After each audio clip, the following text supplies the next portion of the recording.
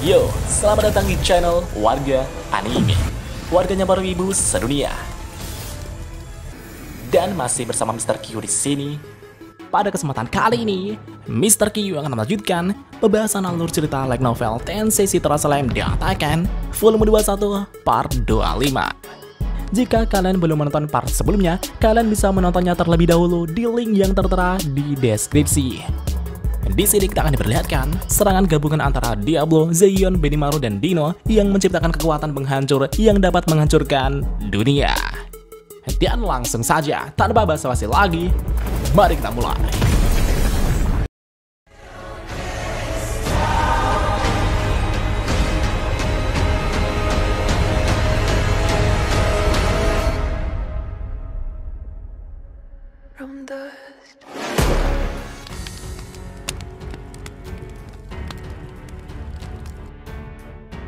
Ketika Vega sudah tak memiliki cara lagi untuk keluar dari situasi ini, Vega pun merasa frustasi. Vega merasa jika dirinya akan segera dihabisi. Namun di saat Vega merasakan keputusasaan, Vega tiba-tiba telah memikirkan tindakan terlarang. Karena tak ingin jika dirinya menjadi satu-satunya yang mati di sini, Vega pun berniat membawa Diablo dan semua orang di labirin ini ikut mati bersamanya. Dan itulah satu-satunya kemungkinan yang dikhawatirkan Diablo. Vega pun tersenyum ke arah Diablo dan berkata, "Hahaha, kuakui kau lebih kuat dariku, tapi akulah yang akan tertawa terakhir. Seharusnya aku melakukan ini sejak awal." Segera setelah itu, Vega pun akan meledakkan dirinya sendiri.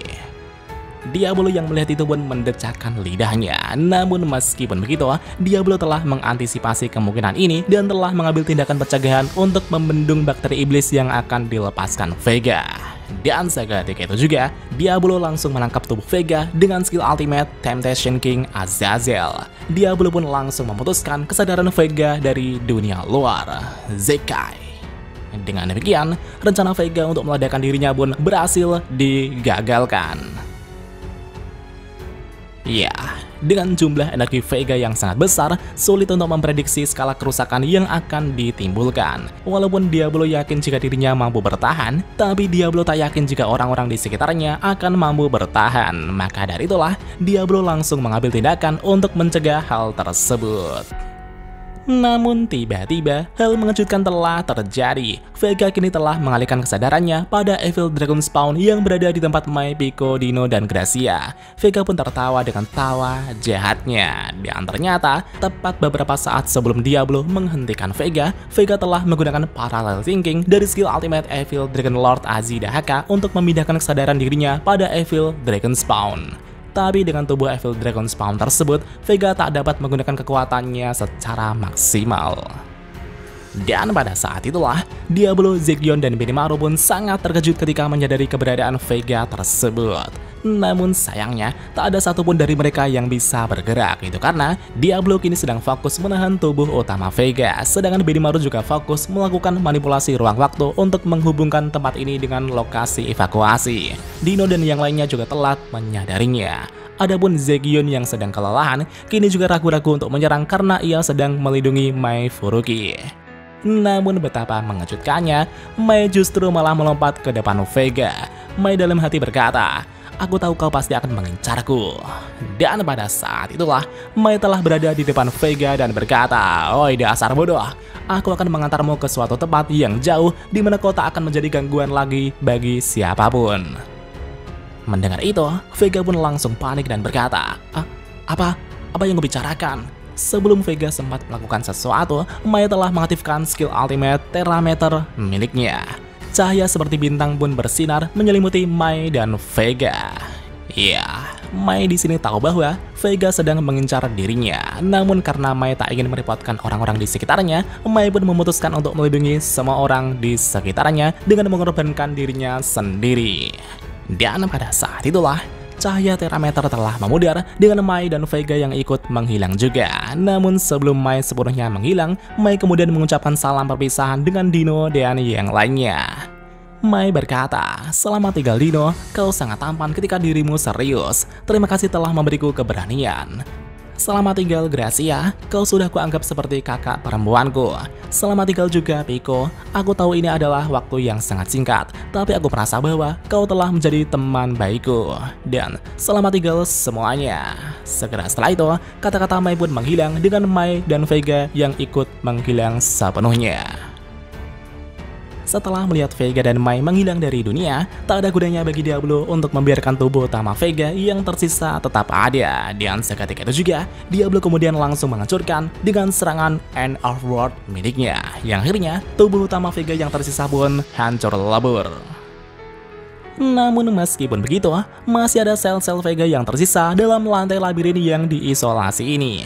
Jika itu dibiarkan, mereka bisa menjadi ancaman. Bahkan parahnya, Vega dapat bangkit kembali dari sel-sel tersebut. Maka dari itulah, semua ini harus segera diselesaikan sepenuhnya.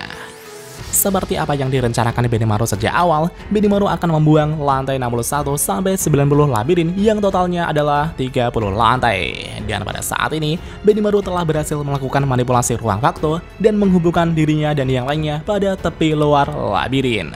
Dan pada saat itulah, 4 anggota yaitu Benimaru, Diablo, Zegion, dan Dino telah berdiri di tepi luar labirin.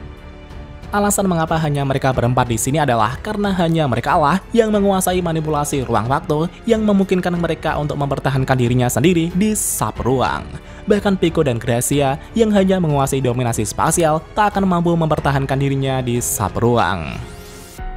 Benimaru telah menjelaskan rencananya kepada semuanya bahwa Diablo, Zegion, Dino, dan dirinya harus melepaskan serangan gabungan untuk melenyapkan lantai labirin yang totalnya adalah sejumlah 30 lantai tersebut. Itu karena Benimaru dan yang lainnya bertekad untuk tak membiarkan Vega bangkit kembali. Di tepi luar labirin tersebut, Benimaru dan yang lainnya kini bisa melihat bagian bangunan setinggi 30 lantai di depannya tersebut. Mereka kemudian bersiap di posisi mereka masing-masing dan akan segera melepaskan gabungan kekuatan penuh mereka. Dino merasa bahwa ini akan menjadi serangan yang sangat kuat yang tak terbayangkan. Di satu sisi, Diablo tertawa dan berkata,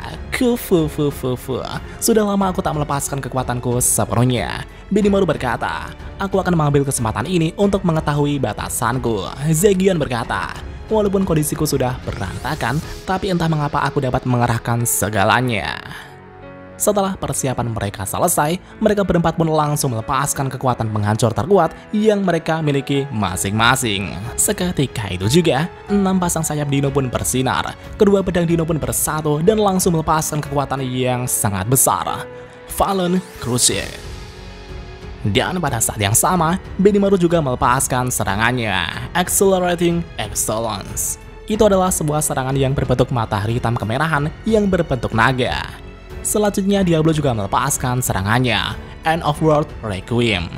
Itu adalah sihir bencana yang mereproduksi keruntuhan dunia dengan kehancuran yang sangat mengerikan. Dan tentunya itu adalah serangan terkuat milik Diablo yang paling kuat dan paling terburuk. Berikutnya adalah Zegion yang juga melepaskan serangannya, Devastator Storm. Itu adalah serangan gabungan dari Dimensional Storm dengan kekuatan yang dipercayakan Zelanus. Dengan begitu, serangan Zegion pun berubah menjadi serangan yang lebih ganas dari sebelumnya.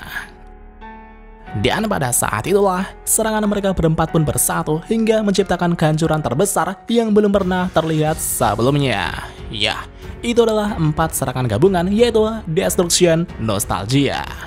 Dino yang melihat serangan itu tercipta itu pun sangat ketakutan ketika melihatnya. Yang akhirnya, ke-30 lantai labirin itu pun hancur dan lenyap tanpa sisa. Sementara itu di ruang kontrol, semua orang yang menyaksikan itu pun langsung terdiam membeku.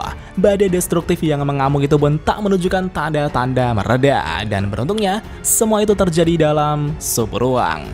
Jika serangan mengerikan itu dilepaskan di permukaan tanah, planet ini mungkin akan lenyap dan tata surya akan tertelan oleh badai kehancuran.